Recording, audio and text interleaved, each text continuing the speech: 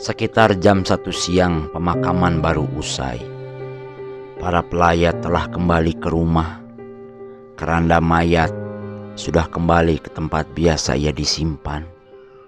Si Cikal, si Tengah dan si Bungsu masih dalam perjalanan pulang.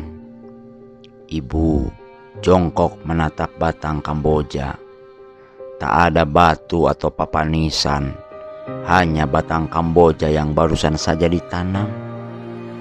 Diusapnya tanah yang masih merah itu, tanpa kata, tanpa air mata. Ibu hanya menatap saja.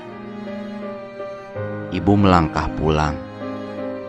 1, 2, 3, 4, 5, 6, dan 7 langkah.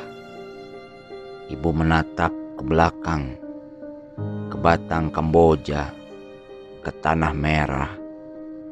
Ia mengucap salam dan kembali melangkah. Langkahnya berat. Bapak seperti memanggil dan mengajak berbaring bersama. Bukan merinding. Ibu meleleh. Air matanya tumpah. Hanya tetangga dekat yang datang melayat. Cuma beberapa yang bantu mengurusi mayat. Padahal tadi masih pagi waktu speaker masjid mengumumkan kematian Bapak. "Bu, belanja apa untuk nanti malam?" tanya si Tengah, si tipe ibu di rumah. Jejak air mata sudah dihilangkan sebelum sampai di pintu rumah. Ia harus tampak kuat, setidaknya di depan anak-anak. Sebelum sempat menjawab, si Cikal menyodorkan uang 2 lembar berwarna merah. "Ini saya masih ada uang, Bu. Cukuplah untuk belanja nanti malam." "Dihitung dulu teh, berapa yang bakal datang. Tempo hari saya ikut tahlilan almarhum Mang Dudung. Bingkisannya lumayan, susuguhnya juga banyak, ada rokok juga. Dulu di tahlilan almarhumah Bi Enoh malah dapat amplop segala," jelas si Tengah pada kakak perempuannya. "Kalau punya uang banyak, Teteh juga ingin seperti itu." "Iya teh, biar Bapak senang di alam sana," si Bungsu memotong. "Kalau tahlilan meriah, amalnya akan sampai pada yang meninggal. Bapak bakal kebagian pahalanya. Bapak banyak yang mendoakan, begitu kata ajengan," sambungnya. Si Bungsu yang masih sekolah dasar itu begitu kagum pada ajengan tempatnya mengaji. Ajengan selalu mampu menjawab segala pertanyaan yang diajukan anak-anak, dan jawabannya selalu pula memuaskan. Ajengan sangat dihormati di kampung. Tapi si Bungsu merasa lumayan kecewa, sebab ajengan idolanya tak datang saat penguburan Bapak. Padahal ia membayangkan ajengan itulah yang akan memimpin acara pemakaman. Pasti akan khidmat, khusyuk dan dramatis bila ajengan yang memimpin, pikir si Bungsu. Tapi lantaran tak hadir, terpaksa Pak RT yang memimpin. Pembacaan doa terasa lebih singkat dan formal. Si Bungsu harus mengubur harapannya dalam-dalam. "Uang dari pelayat masih ada kan?" "Habis buat bayar yang menggali dan bayar Pak RT." Ibu keluar kamar dan menyela si Tengah sebelum si Cikal menjawab. Suaranya berat, matanya tajam menatap karpet butut tempat jasad Bapak tergeletak tadi pagi. "Saya ke pasar dulu, Bu, mumpung masih siang. Ayo, keburu pada tutup." Sudah 1 jam di pasar, Si Cikal dan si Tengah belum menjinjing apapun. Toko-toko sebagian sudah tutup. Bingung. Demikianlah mereka berdua. Meski sudah diputuskan hari pertama tahlil tak akan ada susuguh atau rokok. Hanya akan ada bingkisan. 50 disisihkan buat amplop ajengan sebagai pimpinan tahlil.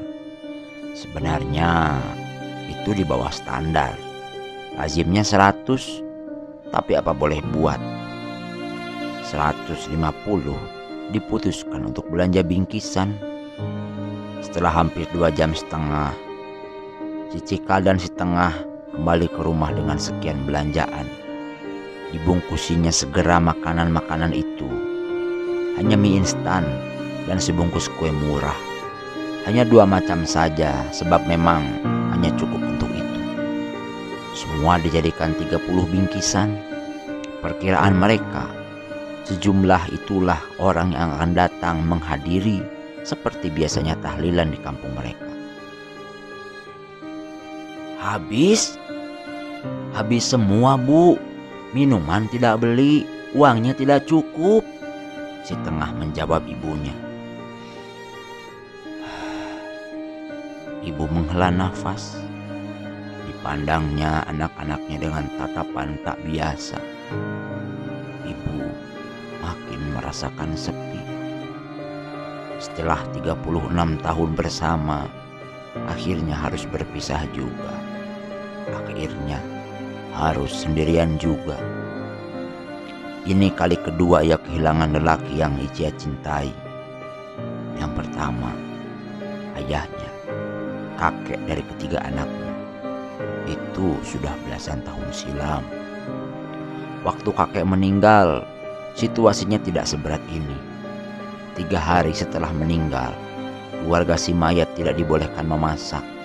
Makanan dan kebutuhan lain dikirim tetangga. Tahlil di kampung selalu ramai oleh makanan pemberian tetangga. Almarhum Ceengkar pernah mengirim semur ayam buat para pelayat yang ikut tahlilan kakek. Mang Onai, ia mengantar sendiri semua camilan, kopi, dan rokoknya juga. Yang menggali pun banyak, dan mereka enggan menerima bayaran. Dan memang tabu menerima bayaran lantaran menggali kubur atau mengurus mayat. Ajengan pun begitu. Kain kafan dan semua keperluan pemakaman kakek itu disumbang dari RT. Dan selalu begitu setiap ada kematian. Maghrib tiba. Usai sembahyang, si Cikal, si Tengah dan si Bungsu membereskan ruangan. Tetangga akan segera tiba. Tikar tambahan digelar sebab karpet butut itu tak akan muat menampung 30 orang. Tidak ada kursi-kursi yang harus dibereskan karena mereka tak punya benda itu. Sudah dijual beberapa bulan lalu buat tambahan biaya berobat bapak almarhum. 30 bingkisan sudah siap, tapi belum seorang pun nampak datang. Di kamar, ibu masih terdengar mengaji. Kok belum pada datang ya? Si Bungsu bertanya. Mungkin masih di jalan, tunggu saja, tukas si Cikal singkat. Tak lama, 30 warga, ibu-ibu dan bapak-bapak, plus 1 ajengan favorit si Bungsu, plus 1 Pak RT, penuh menyesaki rumah. Karena tak muat, kamar ibu dan kamar anak-anak pun diduduki hadirin. Rumah bilik itu kelebihan muatan. Tahlilan orang-orang kaya di kampung biasanya sengaja menyewa tenda dan kursi sebab hadirin bisa lebih dari 100. Sambutan pihak keluarga diwakili oleh Pak RT. Sambutan harus selalu oleh laki-laki. Si Tengah dan si Bungsu masih dianggap bocah. Tak pantas bicara di hadapan orang yang lebih tua. Meski mampu, si Cikal harus tahu diri. Tamat sekolah menengah pertama, si Cikal merantau ke kota jadi pembantu rumah tangga. Majikannya baik, ia janda kaya beranak 3. Ajengan favorit si Bungsu memulai tahlilan. Dan dalam 10 menit semua rangkaian telah berakhir.